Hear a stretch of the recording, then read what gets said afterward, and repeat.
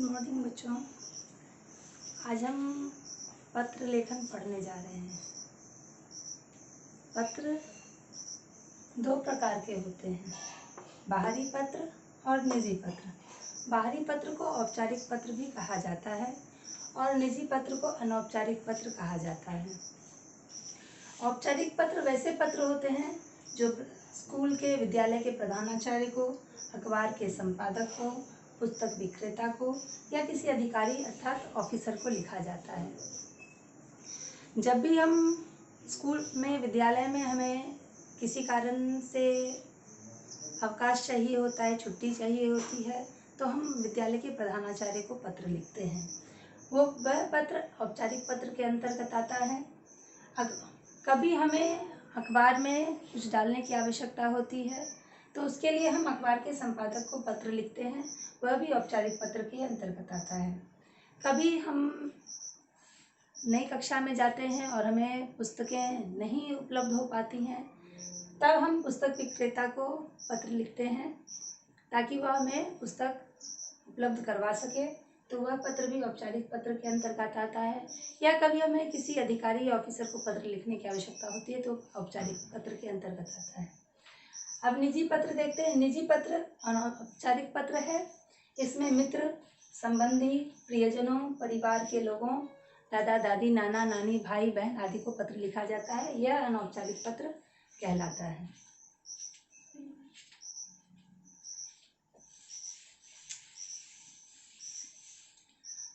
औपचारिक पत्र लिखने से पहले सबसे पहले हम बाईं ओर से पत्र लिखना शुरू करते हैं।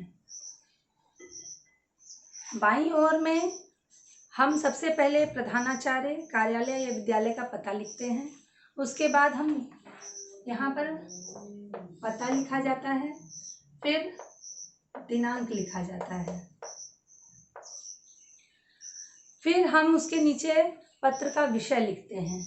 यहाँ पर विषय डाला जाता है और उसके बाद पत्र लिखना शुरू करते हैं।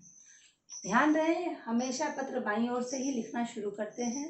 पहले पता, फिर दिनांक अर्थात डेट, तिथि, फिर विषय। मान लीजिए हमें छुट्टी चाहिए, हमें प्रधानाचार्य को पत्र लिखना है, तो हम यहाँ पर लिखेंगे, सेवा में प्रधानाचार्य महोदय, नवयुग विद्यालय भागलपुर। ये हमारा पता हो गया। फिर दिनांक डालेंगे, फिर विषय लिखेंगे, 2 दिनों के अवकाश हेतु पत्र।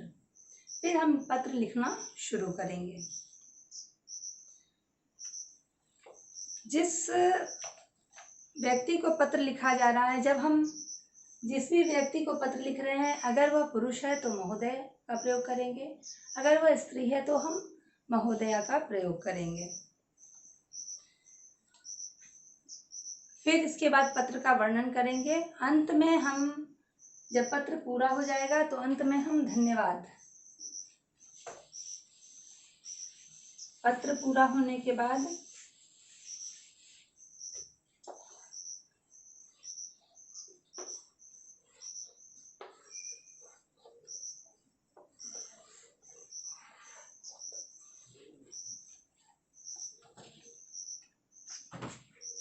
यहाँ पर आपको धन्यवाद लिखना है। धन्यवाद के बाद आपका आज्ञाकारी छात्र या छात्रा लिखिए अपना नाम। यहाँ पर आपका यहाँ पता, यहाँ दिनांक, यहाँ विषय। उसके बाद विषय में आप पत्र पूरा लिखने के बाद यहाँ धन्यवाद, आपका आज्ञाकारी छात्र या छात्रा करके आप पत्र को बंद करके अपना नाम, वर्ग आदि लिख सकते हैं। अब हम अनौपचारिक पत्र देखते हैं। अनौपचारिक पत्र में भी कुछ इसी तरह से होता है। अनौपचारिक पत्र में भी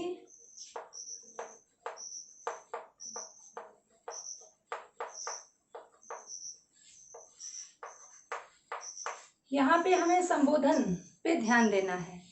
जब हम किसी बड़ों को